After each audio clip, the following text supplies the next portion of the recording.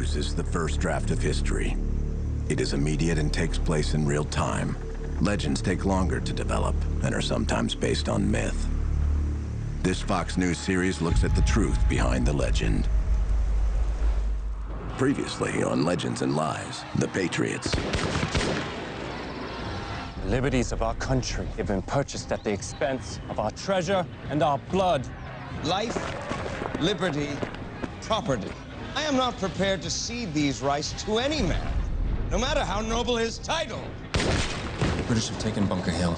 Sounds as though we have work to do. We are in want of weapons, of uniforms, of all things required by a proper army. Or this war will be over before it even begins.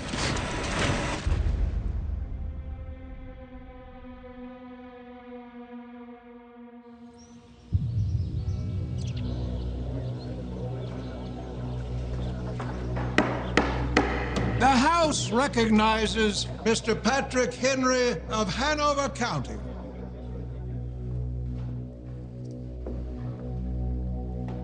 The question before the House is one of awful moment for this country. For my own part, I consider it as nothing less than a question of freedom or slavery. Are fleets and armies necessary? Let us not deceive ourselves, sir. These are the implements of war and subjugation. They are sent over to bind and rivet upon us the chains which the British ministry had so long been forging. Gentlemen may cry, peace, peace, but there is no peace. The war has actually begun. Why stand we here idle? I know not what course others may take. But as for me, give me liberty or give me death.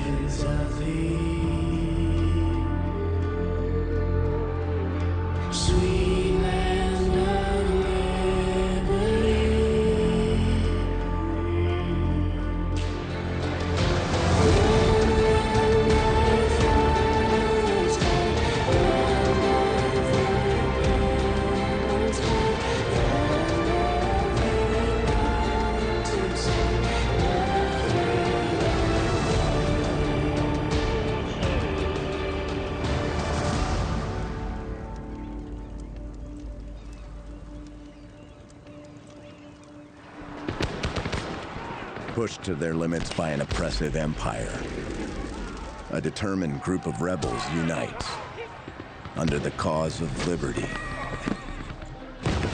Their quest for freedom will unify a people, ignite a revolution, and forge a new system of government. In time, these brave men and women will come to be known as the American Patriots. The Declaration of Independence, engineered by Congress, but given its spirit by one man, Thomas Jefferson. Writer, philosopher, politician, and conflicted soul. But behind every writer stands a man, and behind every legend lies the truth. Thomas Jefferson is widely considered the best writer of the Founding Fathers. After all, he drafts the Declaration of Independence.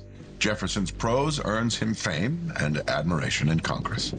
But the young lawmaker prefers his quiet home in Monticello to the contentious debates of Philadelphia. A new toy? I acquired it this morning. I must occupy myself with something. The chair recognizes the gentleman from Pennsylvania. Mr. Dickinson? We must exhaust all options for ending this crisis peaceably.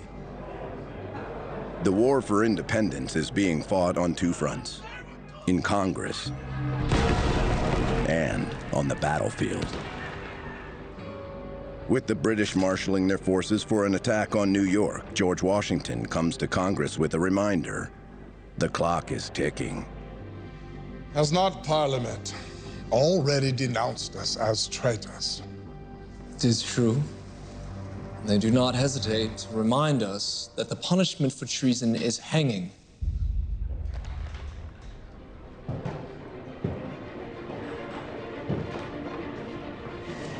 Hanging would be a blessing, sir. For while our bodies still live, we would have our bowels torn out and burnt before our faces. If we are to die, gentlemen, let us die as a free people, not as slaves to tyranny. We must act now. Let us declare our independence.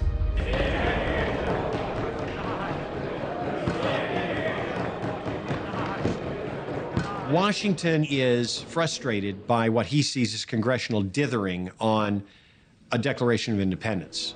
And he will petition Congress personally to pass such a document so that it can become a rallying cry that will clearly state our causes for the breach. Once Congress realizes the British are bearing down on New York, the push for independence gains momentum. A document to declare so officially is written, but not by Thomas Jefferson. Richard Henry Lee presents a resolution from the Virginia Assembly that for the first time formally calls for independence. The Virginia Resolution is a bold, uncompromising break from Britain that some delegates may never accept. Yet Congress moves ahead anyway, selecting a committee to draft America's grievances with the Crown. The vote for independence hinges on the very wording of the Declaration. The committee's options to draft it include John Adams and Thomas Jefferson, two of Congress's strongest writers and biggest egos. You should write it, Adams. You've been one of the main instigators in the drive for independence, after all. I will not. You should do it. Why me, sir? Because, as you said, we New Englanders instigated the drive for independence. Therefore, a Virginian ought to be seen at the head of this business to avoid alienating the South. And are those your only reasons? And you can write far better than I. Hear, hear. Though one of the youngest members of Congress, Thomas Jefferson has been preparing to write the Declaration of Independence his entire life. As a young man, Jefferson hears the ideas of the Enlightenment, that all men are entitled to life, liberty, and property. But he also still lives a lavish lifestyle that's dependent on slavery. These are the kinds of complexities that shape the Thomas Jefferson who then crafts the Declaration of Independence. Far from the tranquility of his Monticello home, Jefferson's Virginia sensibilities clash with life in Philadelphia and with his servant, Bob Hemmings.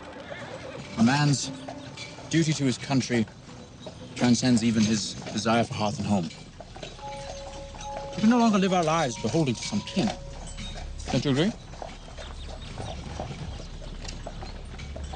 Good God, man. Why are you so gloomy? Speak up.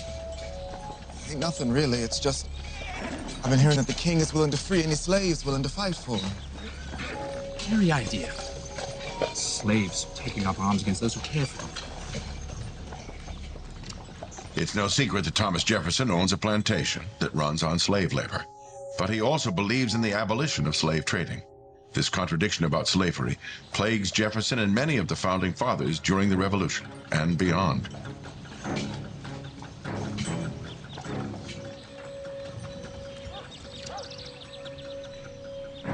This was the object of the Declaration of Independence, to place before mankind the common sense of the subject, in terms so plain and firm as to command their assent, and to justify ourselves in the independent stand we are compelled to take. Jefferson clearly saw that with slavery, you were not being true to this concept of a God-given right to liberty. However, there's the reality of this being such an important part of the economy. These are subjects that Jefferson wrestles with. Majority of the founding fathers all owned slaves. Thomas Jefferson had slaves, and George Washington had slaves too. How could you fight for American freedom and yet still have slaves of your own?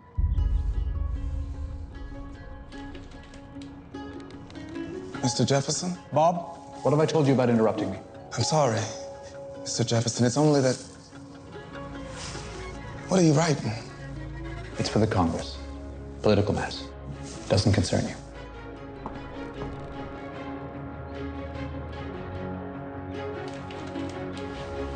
You may go. As Jefferson struggles to reconcile the ideal of freedom with the economic realities of slavery, the fight for liberty will soon take center stage in Congress, where true equality among Americans could become a casualty of war.